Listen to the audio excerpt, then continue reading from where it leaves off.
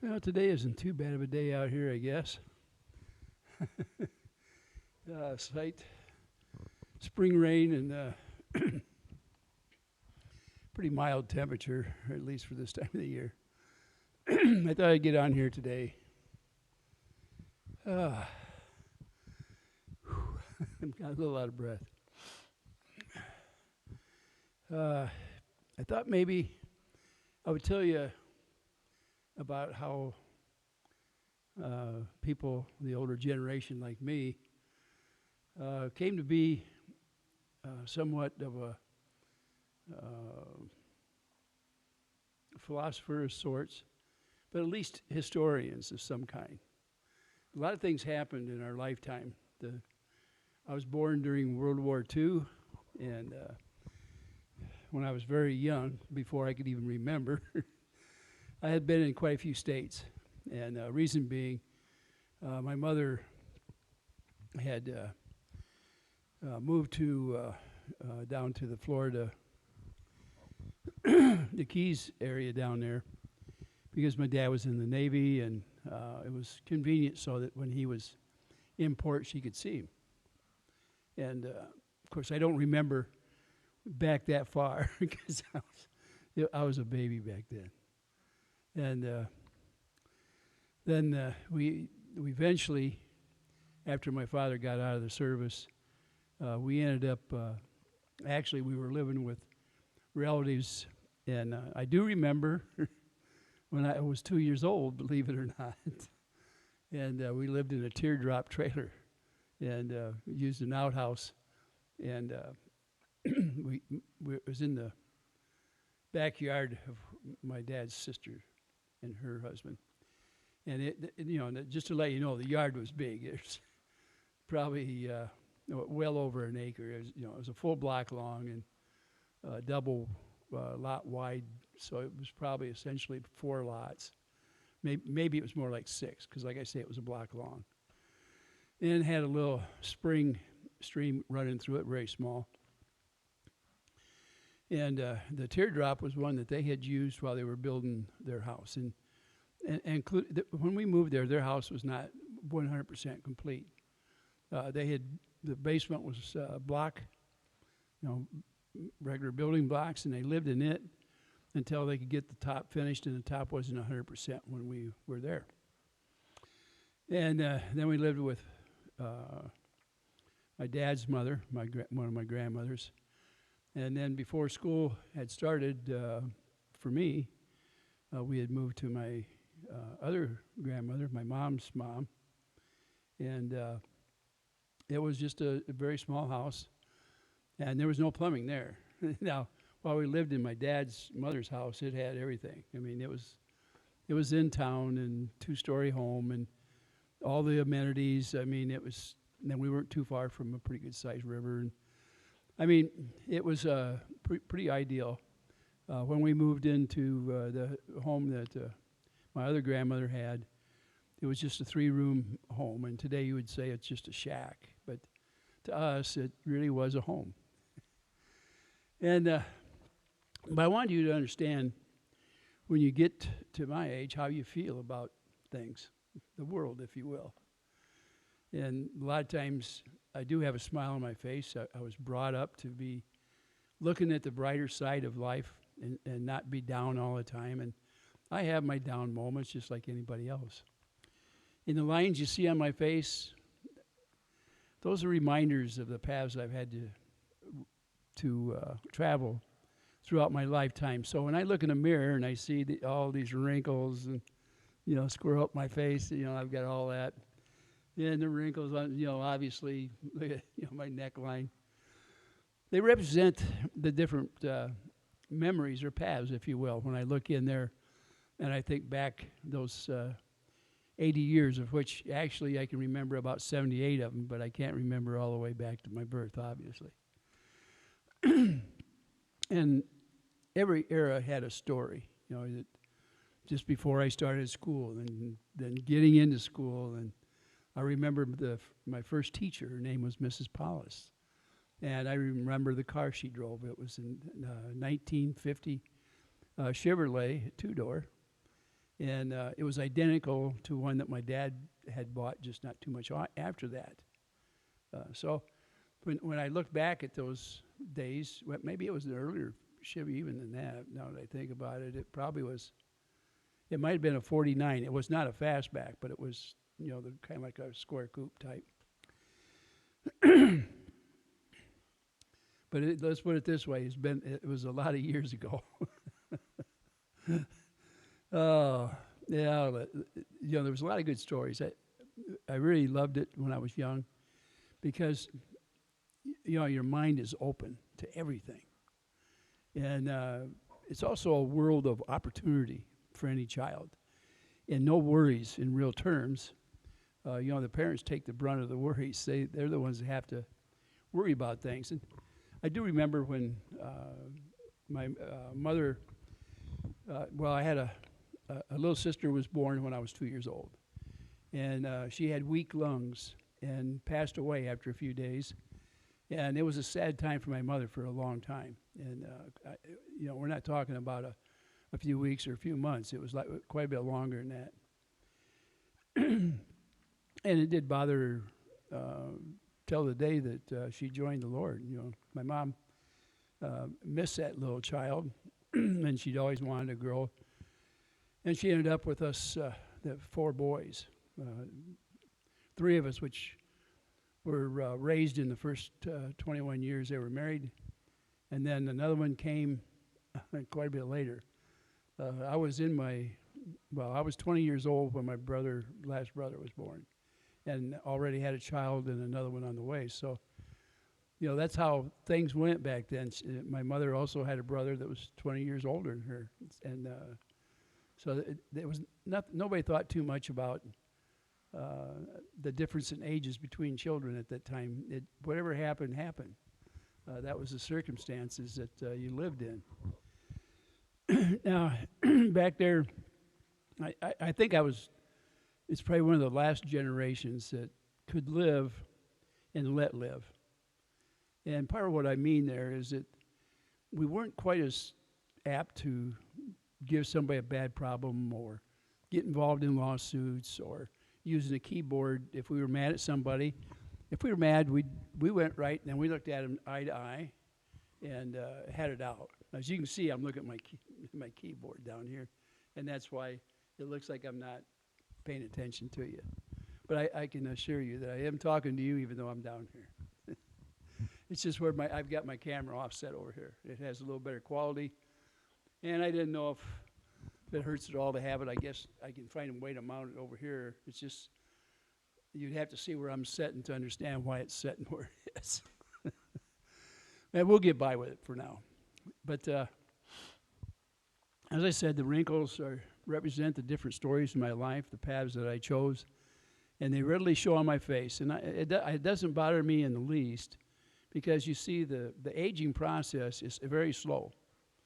And as you go through these different stages of life, you appreciate those things that you left behind and look forward to the things that you're going to come up. If that makes sense to you, hopefully it does. But my generation was one of the last ones that was able to glean the wisdom of our elders. And what I mean by that is that because we lived in my grandmother's house, and of course it being small, and back then we had no TV, and for a while we had no radio. If I wanted to listen to a radio, my aunt lived across the alley. And by the way, we lived on the edge of town. I could see my great-grandfather's farm from our front door, or actually a side door of the house.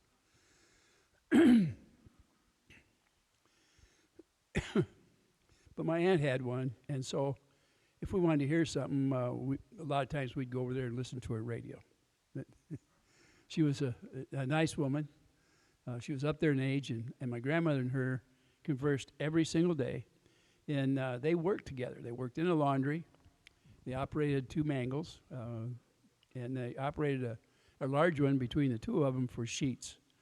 So they did a lot of commercial work, which is the way the laundries worked back then. It was extremely hot, steam everywhere. Summer times, it was a sweat box. And most of the time, I think they earned pretty much a minimum wage. Not an easy life, But my grandmother was glad for it because back then a nickel bought something, and she was raised to be appreciative of anything that came her way. Being raised on a farm back then meant a lot of hard work, and when you're very young, it doesn't mean you're going to get paid. Although you share in the bounty when it's there. Okay, I guess that's the best way I can put it. My grandfather was a pretty decent fella, big guy. He retired the first year that I lived in my grandmother's house. And I say my dad and my mother lived there as well. And I had a brother eventually that came along shortly after we moved there that was born in the house. Matter of fact, he was born in the area at the time that was considered the kitchen living room combination room. and that wasn't unusual back then. You know, we're talking back in the very late 40s when my brother came along. And it was a time where, well, like I say, we were appreciative of what we got. And we were taught that the Lord provided a lot of free gifts out there to us. And we were reminded, of, obviously, on Sunday when we went to church about those gifts, how it went. And everybody seemed to be more friendly back then than they are today, and a little more trustworthy. And it might have been more that church groups really kind of hang together quite a bit. I guess you'd say the gossip of the church was the glue that held us together. And you know, the minister would come around and greet and meet everybody sometime during the week or the month just to keep his congregation together. It's very important that everybody was of a friendly nature. And sometimes it reminds me a little bit of how channels work as well. And you can see that I'm getting kind of into how can we relate to other groups and things. So we become very aware of everything within the church. Now, the town itself was at that time, was considered more of a farm town. On Saturday night, it was full of farmers. And when I say full, I mean the grand, in the middle of the town, there's a park. And on four sides are commercial properties around that park. And there's a popcorn stand there that stood out for kids, I can tell you that. You could smell popcorn no matter where you went in that square block area, okay? Block by block by block by block. And there was a pavilion there. And the band would play for free, and they would start on Saturday afternoon and go into a little bit into the evening. There was benches all over the park so you could sit and relax, and people would do their shoppings. Sundays, shops weren't open. So everything was done on Saturday afternoon and Saturday evening. And when the shops would close up about 8 o'clock or 8:30 at night, the town would just kind of get real quiet except for the square, okay? And if the band was playing, then it would go till the band stopped, and then everybody would just kind of disappear, and the only crowd left were the ones in the tavern till midnight, and then they would vacate as well. So it was a typical farm town. But it had a kind of a double reputation. Part of it was not too far from a very large town. And their borders actually would butt up on one road at the time. And so it was a bedroom community to a larger town that had factories, a lot of opportunities for young people. And there was transportation back and forth. In the early days, there was actually a trolley that could join the two towns. Later on, a bus took over the route and carried just as many, if not more. Probably more than, because the community started growing somewhere in the mid-50s. Before all the growth started, though, everybody, of course, you had a lot of relatives. In all sections of the towns, you had cousins everywhere. And like any small town, you either got along or you got out. Or you were isolated. Not necessarily shunned, but actually you'd be isolated if you either got along or you just didn't. And You didn't see a lot of name calling. If you did, it was very short and settled in a quick manner. Could be nothing more than a couple of guys getting out there and throwing fists for a few minutes, and then getting up, one of them getting up off the ground and you walking away. No big deal, though. But for guys that just lived life, and that's what we all tried to do. We had our seasons for hunting, mainly in the fall, and fishing just about year-round, depending on how bad we needed something on the table or whatever we were hungry for, okay? And we loved that life. I didn't know anything different. If you had a nickel in your pocket, you had a pocket full of money, really. A roll back then, a nice big one, cost you a nickel. They had pop in a small, I think they were like a 7 or 8 ounce bottle, something like that. A very small bottle. It was 3 cents. And there was a deposit on the bottle. And I can't remember if it was 2 cents or 3 cents for the bottle. But you could drink it right there at the store. Now, you could get the big bottles. And when I say big bottle, I'm talking about a 16 ounce bottle of pop. Cost, at that time, was a nickel. That's cheap. At the soda fountain, you got a nice big drink for a nickel. And you could add cherry to it or vanilla, syrup, chocolate, believe it or not. So you could have, people love cherry Cokes, and I wasn't any different than that. And you could have ice cream. It was on a little stick, had a little piece of paper underneath, so they take a dollop of ice cream, put it on top, dip it in chocolate, and bring it back out. And within about a minute or less, it was hard chocolate on the top. And you could walk out of the store with it on a stick, and the reason it had that little piece of cardboard on the bottom, like you see on the milk top.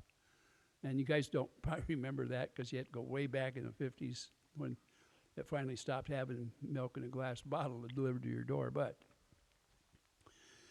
it was a treat to be able to get one of those, and those were nickel.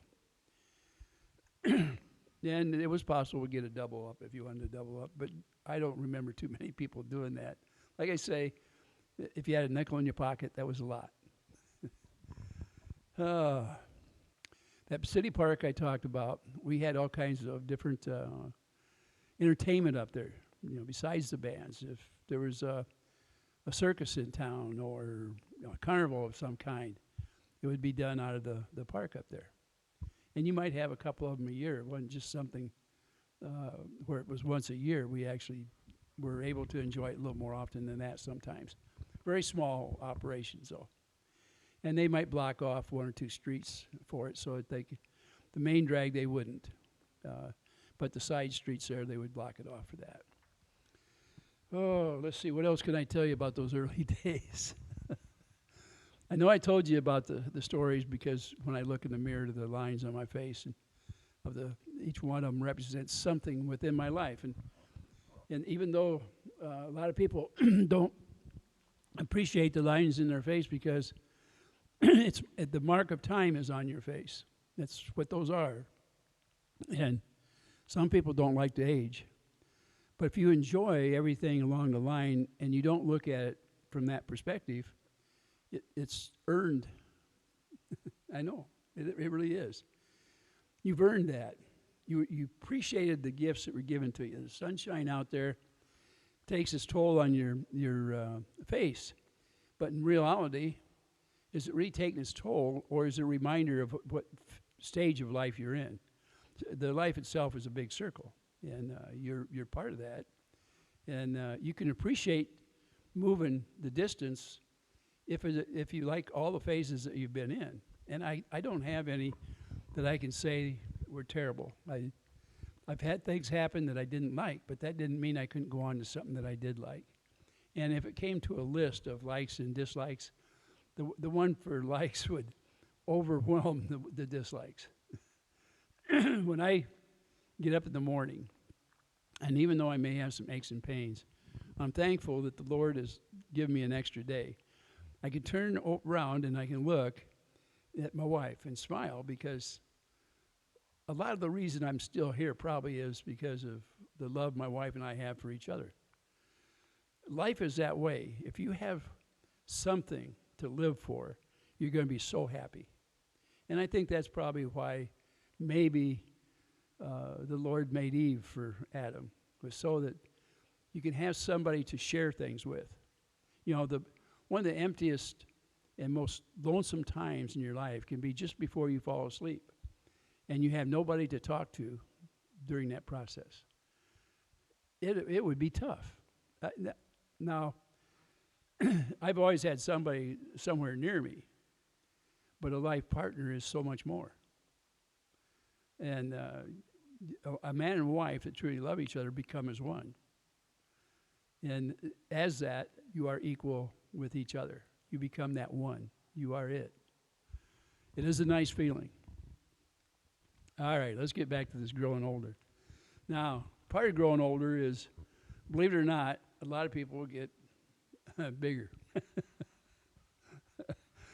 When I was in my younger years, I was so active. I was very skinny, and you could count the ribs. Now, one thing, when you're active, you'll have all the muscles and stuff like that along with it, but you're just so skinny.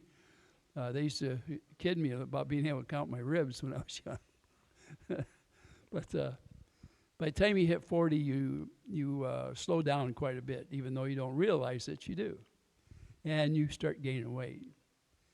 And during those years, just about that time, a friend of mine, I was in my late 30s. We were lifting weights. Just, part of it was just camaraderie. And when we got tired, we'd sit around drinking beer afterwards. So I don't know what all the lifting weights, it did keep us toned up, but we weren't doing it to enter a contest or anything like that.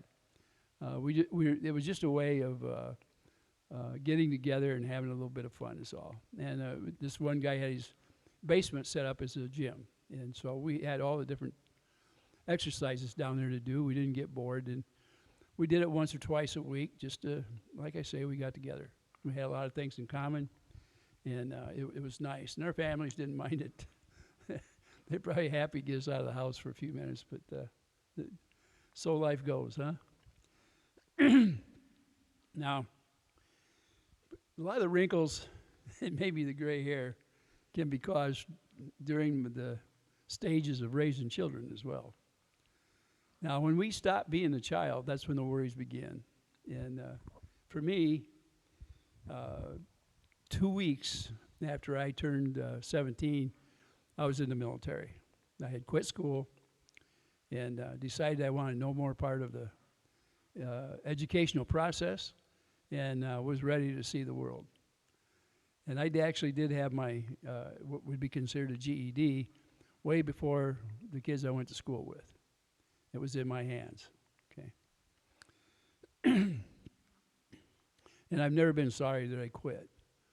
Of course, you miss out on a lot of the activities that you loved, and a lot of your friends you leave behind. And when you're 17 and you go in the military, you realize how much of a child you are when you get into basic training. But now, we didn't swear or anything like that in my house. And it wasn't I hadn't heard swear words, because I had. But when I went in the military, you're blasted with them. And the minute I was sworn in to the Army, wow, did that DI open up on us? I heard words I've never heard before. And we were rushed onto a bus and headed out of state. Now, all I can tell you is I didn't know what was going to be before me. And, of course, when I got there, the military tears you down and then puts you back together, and they put you back into a way that they think that will do the best job if you get into some sort of a battle. And at that time, we had a couple of things going on. Believe it or not, the beginning of problems in Vietnam were started. It was during the negotiations between our countries. We had some sort of a deal with France. I believe France was in Vietnam at that time, involved with that civil war between the North and South Vietnamese. And in the early days of my service, the Cuban crisis came up, and also the problems of the Cold War with Russia. And I can tell you that there was different times where the worries came to mind, and everybody thought there would be a war. Mr. Kennedy was president of the United States. He was a good president, I believe. The only time I got mad at him was, and you can't get mad with the commander-in-chief, by the way. At least you can't open up and say anything about it. Back then, you dare not criticize a superior officer or NCO, and certainly not the President of the United States. It was a good way to end up court-martialed. It was very strict, and you just didn't do things like that. And they beat that into you. You either understood or you were going to, believe me, I'm talking about physically, you were going to pay the price. It was different depending on the outfits you were in back then. As it was, they were trying to get us ready to ship to Europe, and then later on some of them that were E4s and above were asked to volunteer for Vietnam. And when I come back to the United States, the 4th Infantry, and that I was assigned to the 4th Infantry, they were one of the first ones to where they actually declared police action or battle action for Vietnam. Even though we'd been there quite a while, that was when it was declared as a battlefield. And the outfit I was in was, a lot of them were sent to Vietnam, the 4th Infantry. Now, I didn't have enough time left to have to go. If I'd have re-enlisted, I would have been in that first group that went over from the state of Washington. And we were always on 24-hour call there. We would head for the airstrip at different times to have to leave. So it wasn't much different than when I was in Germany when we were guarding the border. We were on call 24 hours a day, and we had like 10 or 15 minutes to get out to the border, or at least get into our truck to get to the border, or tank. I was in would be considered a tank battalion. It was a 14th Armored Cav, 2nd Recon, and I was in Headquarters Division. So at a young age, I learned what it was like to be involved with some things that you didn't quite understand, because in school they don't teach you these things. And my dad was secretive about stuff when he came back from World War II. So I was pretty naive when I went in. I'm not so sure he really wanted me in the service, but I was so determined to leave home at 17 that he figured that was the best way I could go in there and at least learn what life was about, and I did. Now, out of all my years, and I'm 80 years old, one of the things I really loved, and like I say, my generation was one of the luckiest ones because we got to reap the rewards from our elders. I told you that. You hear me talk about my 2 grandmothers all the time. I love them to this day. And if I could be with them right here, I'd open up my doors and put up the signs and have a party. But it was also when I got to my teen years, and back then they started having the sock hops in the 50s. And the reason they called that was because they had them in people's houses. A lot of times it might be in the basement, but you took your shoes off to go in the house. Therefore, sock hops. And all the rock and roll was just getting cranked up. And it kind of started at middle 50s, 55, 56. The upbeat started happening. Elvis Presley helped generate it into there. A lot of black singers really got it going. And you could say that back then, I really don't remember, at least in my area, any racial tensions between races or religion. It was a happy time in the United States for most of us. And I realize there's people that will argue with me about whether there was racial tension or not. But I'm just saying, I wasn't a part of anything like that going on before going into the military. It was a very happy time. We all enjoyed rock and roll, and we didn't have a lot of this fighting going on. As a matter of fact, we were happy people. Happy generation is what I can say the most. And a lot of people ended up being what we back then called hippies, and then the love childs came along, and I mean, the beatniks and all that stuff. When I went to Germany, everybody was clean cut. I was part of the more of a generation where we had tailored clothes and medium cut hair, combed, well combed. It was the Ivy League look back then. Nothing wrong with it. When I come back, it was a whole different thing. Some of them had beads on them. They wore flowered clothes, baggy kind of. Sometimes it was hard to tell the men from the women because men started wearing long hair back then, and I had never seen it. When I was in Germany, the Germans wore their hair very short. In the military, obviously we did, shorter than what mine is today. And my hair style has not changed much from when I was in high school. So it's not that well, I don't know how to say it, but you could maybe stuck back in the Ivy League era. And a lot of people get stuck in the era where they were teens because it seems to be where you're out there testing the water. You have no worries or problems. Those belong to your parents, those worries and problems. A lot of times finances are okay because either you've worked part-time or your parents have a little money or whatever, and you're able to enjoy yourself. It's just like being on vacation, although you don't know what a vacation is at that time in reality. Whew. Got that much. I'm not going to finish everything today. I'm going to let it go because I'm up there at half hour. And we'll start into some of the things I enjoyed my teen years on my next go-around. When I get to the years or the older years, and I'll refer to it as I go from time to time, you'll see why each time I've hit like a 20-year mark in my life, it has opened up more doors, different doors. And it's also closed some doors behind you. And it's not always wrong or bad that you're having to close doors. One of them that you close it is the physical aspect of yourself. When you reach this age, part of the mental doors, mental, okay? M-E-N, mental. Those doors start closing on you. And thank the Lord, most of the time you won't notice it. It's not just a matter of losing keys or forgetting names or searching for words. There's more to it than that. And a lot of your abilities will be curtailed as you age. You can't help it.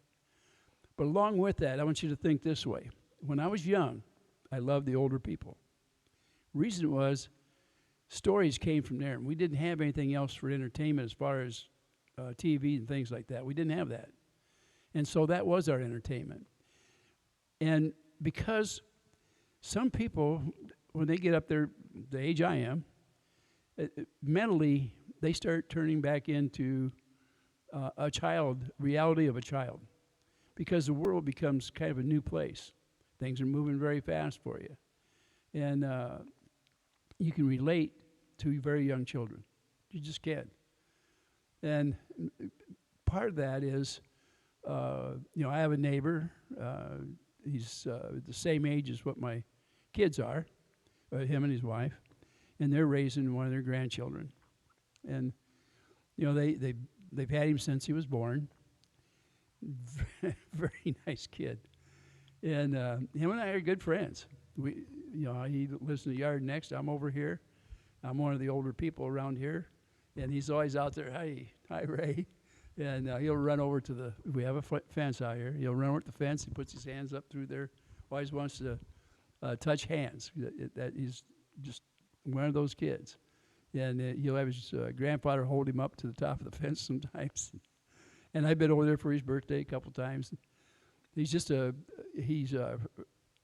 breath of fresh air. And, the sparkle in his eyes is catching. And you can't help but get drawn up into that enthusiasm. And it makes you younger for a second. You can remember the times of getting out in your yard and running and playing with a new toy or whatever it is. This kid, I don't know if he ever walked. The minute he could take a step, it wasn't really a step. It was the first step in the running of a race. And he has always run and still does. And all his cousins, and they all come over there from time to time.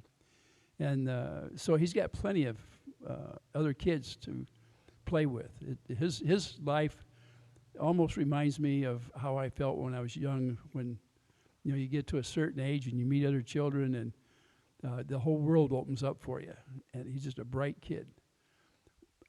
But as you get older, you can associate with some of these younger kids because mentally you are starting to get a little more childish. And a lot of older people don't like to admit it, but you're leaving your worries behind, and you're turning into that child again in some way. And it is a continuing process until the day you get to meet the Lord. And maybe it's a way of refreshing your soul, that you walk backwards in life. And that's exactly what it is when you get into the last 20. And I appreciate being there, because those at 80 years old, all those 80 years before I got here, each 20 was something special. Your whole life is special, and it's meant to be that way. And it's meant for you to enjoy each time you run into a new segment. With that, I'm going to let you go, because I know that a lot of you won't make it to this minute. I know that it's boring for a lot of people out there. But what I'm giving you is a look at your future, if I can. And so for you guys that stuck around, hey, thank you very much. I'm just expressing some of the things that went along before I got here. And maybe some of those things will help you, maybe not. Not all that many people in this generation that's out there now, or the generations, appreciate the wisdom of the people that we would have called elders back when I was coming up. We loved them. And they always had cookies available. And fruit trees in the yard, go out and have an apple or a peach or cherries off the tree, things like that, grapes off the vines. The farms that were around us, like I say, I could see my great-grandfather's farm out there. Everybody knew me. I was on all those different farms. I hunted them. I had a lot of activities on most of them. The farms were generational back then. My other grandfather had a farm. It was quite a ways away, and it was a huge farm. And that's my dad was raised on that one. And my grandfather there, he had got rid of that farm way before I was born. He got rid of it when my dad was 14.